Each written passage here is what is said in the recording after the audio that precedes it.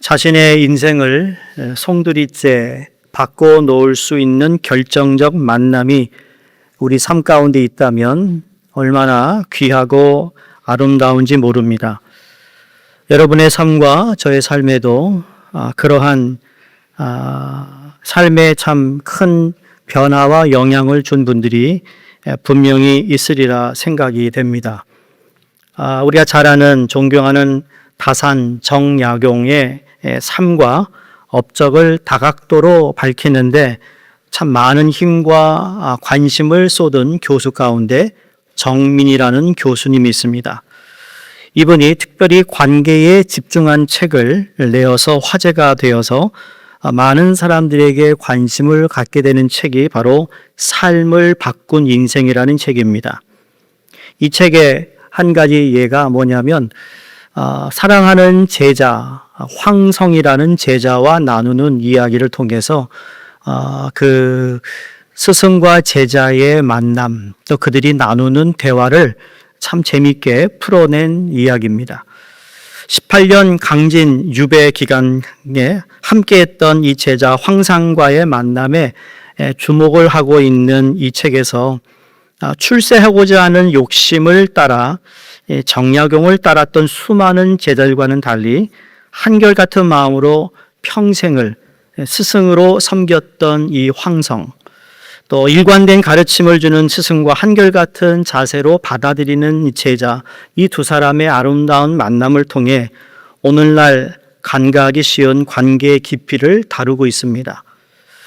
여러분, 지금까지 살면서 내 삶에 임팩트를 주었던 사람들이 있습니까? 아니면 지금도 그 누군가를 통해서 내가 내 삶의 인생을 이렇게 잡게 되었다. 어떤 계기를 통하여 내가 이런 결정을 내리고 살아갈 수밖에 없는 상황을 만들어준 그러한 사람이 있을 것입니다. 그러고 보면 사람은 누구를 만나느냐가 그 인생이 결정된다고 말할 수 있습니다. 어떤 나라에 태어나느냐는 것은 그의 조국을 결정합니다.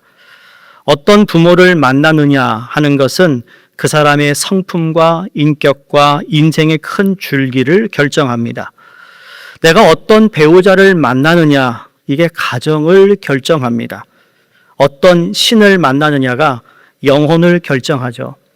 특별히 예수 그리스도를 만나느냐 못 만나느냐 하는 것이 그 사람 인생의 중요한 분기점이 되는데, 그래서 그리스도를 만나는 인생과 그리스도를 만나지 못한 인생은 출발부터 끝까지 다른 겁니다. 제가 출발부터 끝까지라고 그랬어요. 부분이 아니고요. 출발부터 달라요. 예수를 만난 사람은 출발이 달라요. 지금까지 살아온 것에 다시 새 출발을 한다는 의미고, 그리고 끝이 달라요.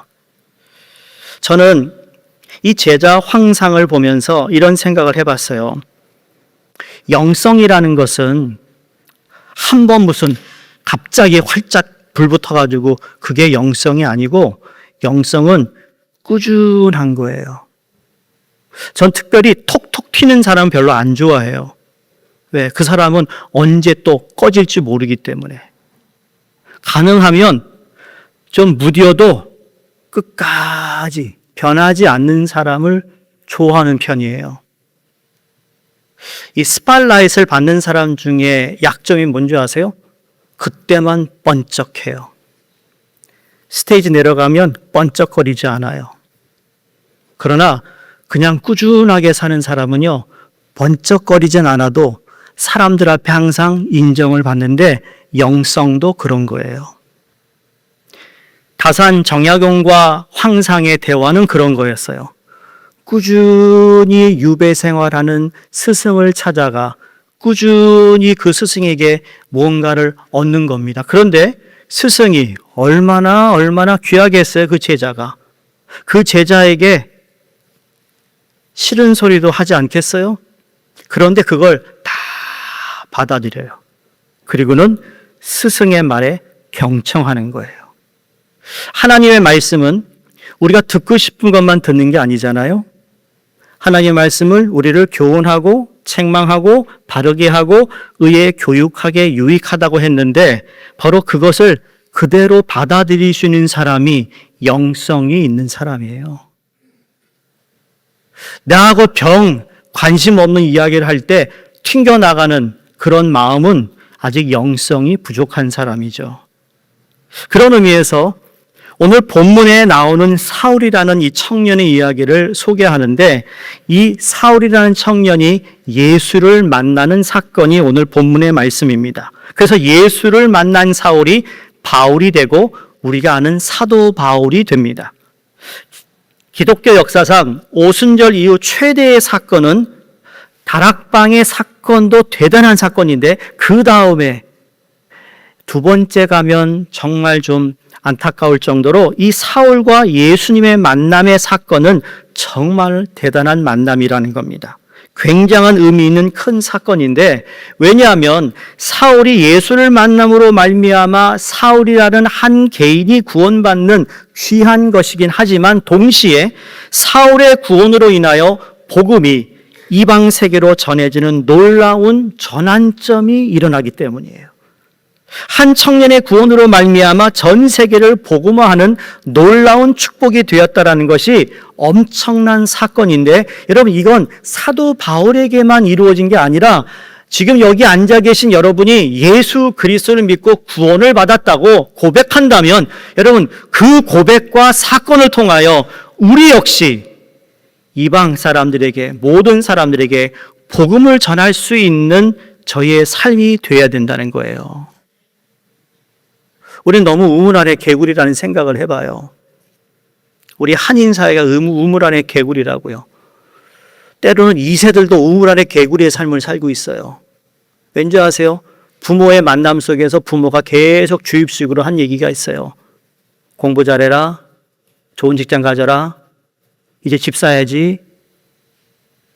그 카테고리에서 벗어나지가 않는 거예요. 너 왜 공부해야 되는 줄 알아? 너 왜 돈을 잘 벌어야 되는지 알아? 교회를 왜 가야 되는지 알아? 왜라는 질문을 안 해요. 왜? Why? 왜 오셨어요, 여러분이 오늘? 묻고 싶어요. 왜 오신 거죠? 이 좋은 날씨에? 저 푸른 초원도 많은데? 왜 오셨어요? 물어야 된다니까요. 성가대 왜 가운을 입고 앉아 계시죠? 괜히 입나요? 구별됐어요. 그럼 구별된 성가대원으로 쓰셔야 되는 거예요.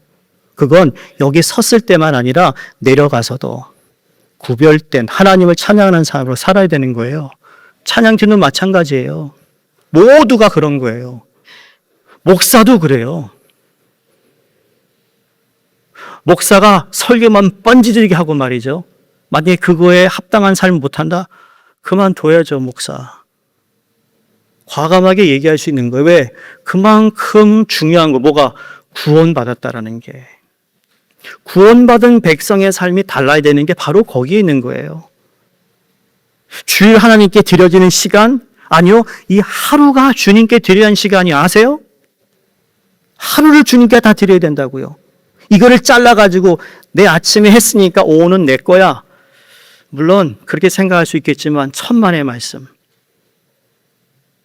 예수 그리스도가 괜히 십자가 달려 돌아가신 게 아니거든요. 그 사건을 내가 알고 있다면, 믿고 있다면 우리는 좀 더 깊이 생각하고 우리가 주어진 자리가 어떤 자리인지를 우리는 다시 한번 하나님 앞에 내 자신을 내어드릴 수 있어야 된다는 겁니다. 지금 사울이라고 하는 청년이 예수를 만나기 전에 어떤 사람이었는가 성경을 찾아보면 크게 한 4가지로 나오는데, 첫 번째가 유대인 중에 유대인이라고 그랬습니다. 그 말은 유대 전통과 히브리 율법에 아주 정통한 사람입니다. 다소에서 자랐다고 그랬어요. 다소는 헬라 문화와 철학에 익숙해 있는 지역을 말합니다. 그러니까 대단한 철학에 대해서 논리정론하게 정말 잘 교육을 받은 사람이고, 세 번째가 로마 시민권을 가지고 있습니다. 네 번째가 당대 석학이라고 일컬어지는 가말리엘 선생의 문화에서 수학했으니까 이 사람은 정말 지성인 중에 지성인 것이죠. 이런 사실을 볼 때 이 사울이라는 청년은 무식하고 맹목적인 예수 핍박자가 아니었다는 것을 알 수 있습니다. 대부분 예수교, 기독교를 핍박하는 자를 보면 무식해요. 두 번째, 감정적이에요. 세 번째, 맹목적인 모습들을 가지고 있는데 사울은 그렇지 않았어요. 논리적으로 왜 저 기독교인들을 잡아야 되는지 정리정돈돼 있던 사람이라는 거죠. 나름대로 신앙적인 확신이 있었습니다. 그게 역사와 철학에 대한 지식을 갖춘 지성인이었다라는 거죠. 그런데 대부분의 지성인이 뭘까요? 약점이 있어요. 행동이 없어요. 액션이 없어요. 머리하는 사람이 액션이 없다니까요. 아마 지성인들의 가장 나약하다고 하는 것이 머리는 분명히 뛰어나고 판단력도 빠르고 비판력도 있는데 결정적인 순간에 행동하지 못하는 것이 보통 지성인이 가지고 있는 약점인데 이 사울은 지적인 면을 다 가지고 있음에도 불구하고 자기가 옳다고 생각하는 것에 목숨을 걸고 행동할 수 있는 사람이에요. 누가 시켜서 행동하는 것이 아니었습니다. 시켜서 하는 일은 시킨 만큼의 일밖에 못합니다. 월급이나 주급받는 일은 주급받는 일밖에 못해요. 그러나 자기가 좋아하는 일이라는 것은 그 이상의 것을 할 수가 있거든요. 보통 세상살이를 살펴보면 시키는 만큼만 일하는 수동적인 사람이 있는가 하면 비록 사람이 시켜서 주급을 받거나 월급을 받고 있지만 그것보다 더 큰 의미와 보람을 그 일에서 찾고 창조하는 그런 사람들이 있다고 저는 봅니다. 어디든지 있어요. 똑같은 내가 돈을 주고 고용한 사람인데 한 사람은 시킨 것만 하는 사람이 있는가 하면 다른 사람은 시키지 않은 것도 하는 사람이 있어요. 누가 더 귀할까요? 여러분 누구를 쓰겠어요? 하나님하고 다르지 않아요. 그런 마음으로 우리가 살아보자는 거예요. 그런 마음으로 신앙생활을 하고 그런 마음으로 교회를 다녀보자는 거예요. 왜 우리는 꼭 나보다 못한 사람하고 비교하죠? 나보다 신앙을 좋은 사람을 보고 비교해야 내가 더 도전받고 잘 될 거 아니겠어요? 우리 은퇴하신 분들, 은퇴가 끝이 아니잖아요. 아니 100세까지 사는 세월인데 충분히 모두가 그렇게 살아갈 수 있다라는 것을 말씀드리는 거예요. 행동하는 지성인, 손해를 볼 줄 아는 사람, 욕을 먹고 핍박받고 굶는 한이 있어도 자기가 옳다고 생각하는 대로 행동하는 사람이 사울이었는데 사울 그러면 저는 열정적인 사람이다 라고 저는 생각합니다. 자신이 하는 일에 있어서 열심을 다했다. 이러한 청년 사울이 예수님을 만납니다. 구원받는 사건이 오늘 읽은 본문 말씀입니다. 그래서 사도 바울의 회심 사건이 여러분 이로 인해 유럽 전체를 변화시키는 사건이 되는 겁니다. 유럽을 복음화하는 일에 쓰임받는 사람이 됐다라는 건데 여러분과 저도 예수를 믿어 회심한 경험이 다 있을 거라고 믿습니다. 그러나 사도 바울의 회심의 사건과 저와 여러분의 회심의 사건의 드라마틱한 면에서는 다 다를 수 있습니다. 절대로 사도 바울이 경험한 사건의 어떤 회심과는 우리의 회심의 사건이 좀 덜 할 수도 있을 겁니다. 그런데 여러분 같은 게 하나 있어요. 회심의 사건은 다르지만 같은 게 이게 뭐냐면 나의 회심의 사건이 내 가족에게 내가 섬기는 교회에서 내가 섬기는 일터에서 어떤 영향을 끼치고 있느냐는 같다라는 거예요. 사도 바울 사울이 예수를 믿고 난 후에 그가 있는 그 자리에서 가족에게, 민족에게, 옆에 있는 사람들에게 어떤 영향을 끼쳤을까요? 우리는 이미 답을 알고 있잖아요. 그러면 똑같이 묻고 싶은 거예요. 여러분은 예수를 믿고 난 그 사건을 통하여 여러분의 삶의 주위에 어떤 변화가 있느냐라는 거죠. 변화는 있어야 되기 때문이에요. 변화가 있어야 된다니까요. 우리는 체험과 경험을 자꾸 얘기합니다. 체험과 경험이 많을수록 여러분 변화가 있어야 되는 거예요. 변화 없는 체험과 경험은요 큰일 나는 거예요. 왜? 이것만 살아있어. 이것만 살아있어. 이거로만 얘기해요. 변화는 입과 생각이 아닌 거예요. 삶으로 보여주는 거예요. 바라기는 여러분이 예수 믿는 것 때문에, 교회 다니는 것 때문에 변화가 있기를 주의 이름으로 부탁을 드립니다. 그래서 회심이란 어떤 의미가 있는가 하면, 나는 정말 회심한 사람인가? 나에게 어떤 회심의 증거가 나타나고 있는가 하는 그런 관점에서 자기 자신을 깊이 되돌아볼 수 있는 은혜가 우리 가운데 있어야 된다는 겁니다. 저 오늘 사도 바울이 오늘 9장 1절에서 19절을 쭉 우리가 다음 주까지 볼 건데, 오늘은 9절까지 보는데, 이 사도 바울이 이 회심을 누가가 적었지만 사도 바울이 직접 자기가 어떤 회심의 경험을 했다라는 것을 사도행전 22장, 26장 두 번에 걸쳐서 자기의 이야기를 하는 대목이 나옵니다. 사도 바울은 어느 곳을 가든지 자신이 복음을 증거할 때 이 사건을 간증하고 있다는 것을 알 수 있습니다. 그런데 이러한 사울이, 나중에 사도 바울이 되지만 사울이 오늘 1절, 2절을 보면 전혀 그렇지 않을 것 같은 사람으로 우리에게 보여집니다. 자, 1절, 2절 다시 한번 봅니다. 사울이 주의 제자들에게 대하여 여전히 위협과 살기가 등등하여 대제사장에게 가서 다메섹 여러 회당에 가져갈 공문을 청하니, 이는 만일 그 도를 따르는 사람을 만나면 남녀를 막론하고 결박하여 예루살렘으로 잡아오려 함이라. 1절에 여전히 위협과 살기가 등등하다 그랬어요. 여기 여전히, 이 여전이라는 것은 스데반이 돌에 맞아 죽는 그 순간에 사울이라는 청년이 그걸 보았어요. 모르죠. 돌을 같이 들고 던질 수도 있지만 그때 스데반이 기독교인이 되어가지고 예루살렘 교회에 부흥하는 게 싫었던 겁니다. 그때 가지고 있었던 그들에 대한 분노, 증오가 여전히 있는데, 그다음 어떻게 해요? 위협과 살기가 등등하다. 제가 한번 그런 말씀을 드린 적이 있어요. 비유로. 말이요, 말이 화가 난대요. 말도 화가 난대요. 타고 다니는 말이 그 화가 나면 코가 이렇게 벌렁 더 커지고 막 그런데요. 지금 그거를 표현하고 있는 거예요. 지금 사울이 대제사장 앞에 가서 뭐라 하냐면, 저 기독교인들 나에게 영장을 주세요. 그러면 저 다메섹의 여러 회당들을 다니면서 영장을 딱, 마치 검찰의 검사가 딱 영장을 들어가지고 다 수색하고 다 잡아갈 수 있는 권한을 대제사장에게 부탁하고 있어요. 이게 사울의 열심이었어요. 대제사장이 부탁한 게 아니었어요. 자기가 스스로 간 거예요. 스스로.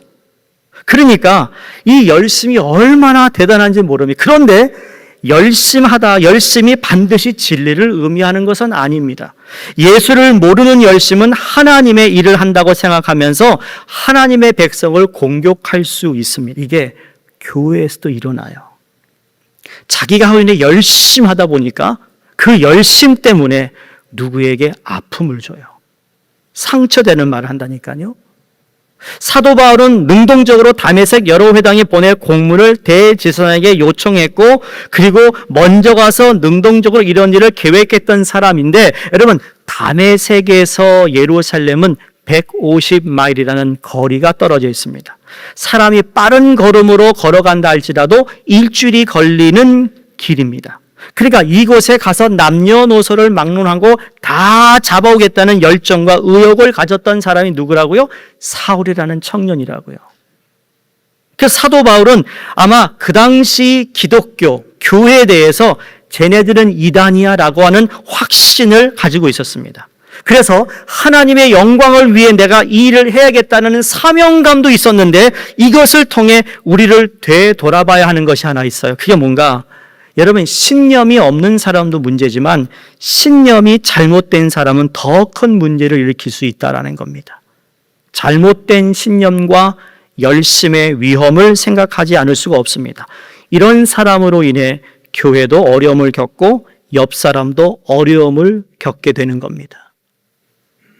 여러분, 신념 참 중요하고 있어야 할 겁니다. 근데 이것이 공동체에 해를 줄 수 있는 것이라는 것을 또 알아야 된다는 겁니다. 그래서 우리는 그러면 의도의 순수성을 얘기합니다. 그 의도가 내 순수하지 않았어요? 의도의 순수성만 가지고 얘기하는 것도 여러분 솔직히 성숙하지 못한 겁니다. 많은 경우 우리 한국 분들을 보니까 명분을 찾아요. 명분이 있어야 하죠. 명분. 여러분 그러고 들어보셨죠? 제가 한옥권 목회하면서 명분이 있어야 돼. 목회자도 뭘 하든 명분이 있어야 하잖아. 이런 얘기를 해서 명분이 있어야죠. 근데 그거 아세요? 사도 바울에게도 하나님의 영광이라는 순수성이 있었어요. 명분이 있었어요. 근데 그것이 예수 그리스도를 핍박하는 것이 되었다라는 걸 몰랐어요. 우리도 한번 우리 자신을 되돌아보시기 바랍니다. 나에게 의도의 순수성이 있는가? 이건 아주 기본적인 것이죠. 그러나 의도의 순수성만 있다고 그것이 충분하지 않다라는 것이에요. 우리가 나의 신념과 하나님의 말씀을 이렇게 보면서 나의 신념을 채우기 위해 말씀을 이용하는 것이 아니라 말씀 앞에 내가 여태까지 평생 쌓아온 신념조차도 늘 점검하고 나를 바꾸는 일들이 있지 않으면 의도의 순수성 때문에 어려움을 끼칠 수 있다는 것을 여러분이 생각하실 수 있어야 된다는 거예요. 자, 그러면 1절, 2절에 사도 바울은 전혀 기대할 수 없는 사람이잖아요. 1절, 2절을 보니까 사도 바울, 이 사울이라는 청년은 예수 믿기 글렀다. 큰일 났다. 그런데 1절, 2절이 지나고 이 하나님께 전혀 기대할 수 없는 사람인데도 주님이 사울을 만나 주십니다. 이게 삶의 귀한 만남의 첫 번째입니다.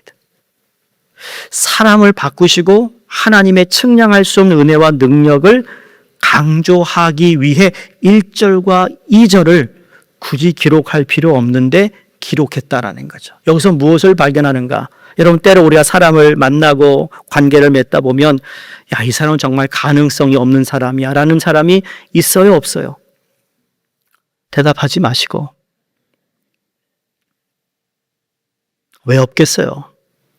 그럼에도 불구하고 하나님은 하나님의 무한한 지혜와 능력을 우리가 믿고 하나님의 때에 역사하시는 것을 위해 믿음을 가지고 우리는 끝까지 중보할 수 있기를 주 이름으로 부탁을 드립니다. 그게 우리가 가져야 할 태도라는 거예요. 그래야 인간적으로 볼 땐 저 사람 정말 답답해 죽겠네. 안 되겠네. 그럼에도 불구하고 하나님의 무한한 지혜와 은혜는 나보다 훨씬 깊고 높고 넓다라는 것을 깨달을 때 나는 아니지만 하나님은 하실 수 있다. 사울 같은 이러한 인간도 주님이 다메섹에서 만나 주셨다는 거 보면 알 수 있지 않겠습니까? 3절에 호련히 하늘로부터 빛이 그를 비추는지라 그럽니다. 여러분, 이 하늘에 호련히 빛이 그를 비추는데 이게 얼마나 밝은지 사도행전 26장 13절에 이렇게 얘기합니다. 정오가 되어 길에서 보니 하늘로부터 더 밝은 빛이 나와 내 동행들을 둘러 비추는지라. 정오면은 한낮 그 가장 태양빛이 가장 뜨거운 그 시간에 그보다 훨씬 더 밝은 빛이 자기에게 비쳤다고 강조하고 있습니다. 호련히 갑자기 마치 사도행전 2장에서 마가다락방에 호련히 하늘로부터 바람 같은 소리가 있었던 것처럼 바로 그러한 장면을 또다시 한번 묘사하고 있습니다. 그래서 여러분 호련히 다락방에 임했던 120명이 성령을 받아 그의 언어가 바뀌고 뛰쳐나가 복음을 전하기 시작하면 놀라운 일이 벌어졌던 것처럼 이번에는 좀 다르게 그 빛을 본 사울이 땅에 엎드립니다. 그리고는 그의 귓가에 음성이 들립니다. 사울아 사울아 어찌하여 내가 나를 핍박하느냐. 누구십니까? 라고 물었을 때 예수님의 대답이 나는 내가 핍박하는 예수라. 여기 흥미로운 건 왜 교회를 핍박하니? 왜 예루살렘을 교회를 핍박하니라고 묻지 않았어요? 왜 나를 핍박하니? 사울은 예수님을 핍박한 적이 없어요. 그런데 여기서 우리가 중요한 걸 발견하는데 이게 바로 교회론이라는 거예요. 교회론이 뭐죠? 지금 예수님은 자신과 교회를 하나로 여기고 있다라는 거죠. 예수님 핍박받는 교회와 늘 함께 하신다는 것. 오늘 우리가 암송했던 말씀처럼 두려워하지 말라. 내가 너와 함께 함이라. 놀라지 말라. 나는 너의 하나님이 됨이라. 그 말씀이 그대로 맥이 이어지고 있어요. 여러분, 머리와 몸은 분리할 수 없잖아요. 교회를 향한 사랑은 예수님을 향한 사랑이라는 거죠. 여러분이 교회를 사랑한다? 그건 예수님을 사랑한다는 얘기고, 예수를 사랑한다는 이야기는 교회를 사랑한다는 얘기예요. 따로 놀지 않는다라는 거죠. 예수님은 스데반이 돌에 맞아 쓰러질 때 나도 그 돌에 맞았다라고 말하고 계신다니까요. 교회를 향한 상처는 예수님께 드리는 상처가 된다는 거예요.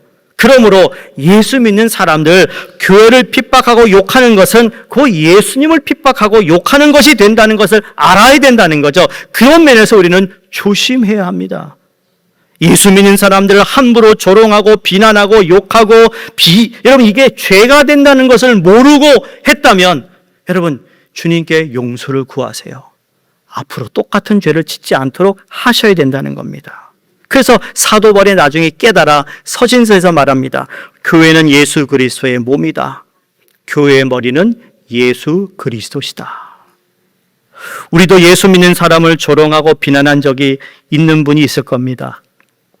제가 목회하는 동안에 그런 분들이 교회에 와서 예수 믿고 세례받은 분들이 있어요.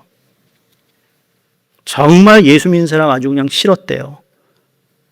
그래가지고 교회를 나오기 시작하는데 1년 내내 예배 때 울어요. 그래서 왜 이렇게 우는지 모른대요, 자기가. 내가 괜찮다고. 하나님이 씻어내리고 있는 거라고. 은혜라고 그게.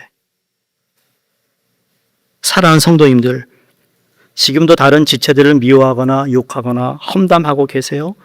교회를 욕하고 비난하고 있어요? 내 마음에 안 든다고 이렇다 저렇다 함부로 말을 하고 다니시나요? 조심하셔야 합니다. 그건 예수님을 욕하는 것과 마찬가지이기 때문입니다. 물론 교회는 교회의 머리이신 예수님이 원하시는 방향으로 바르게 가야 합니다.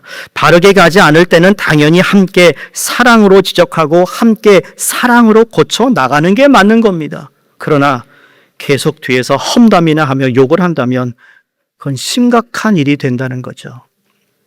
그건 사람이 건들지 않아도 하나님이 나중에 건드세요. 그러니까 조심하라는 거죠.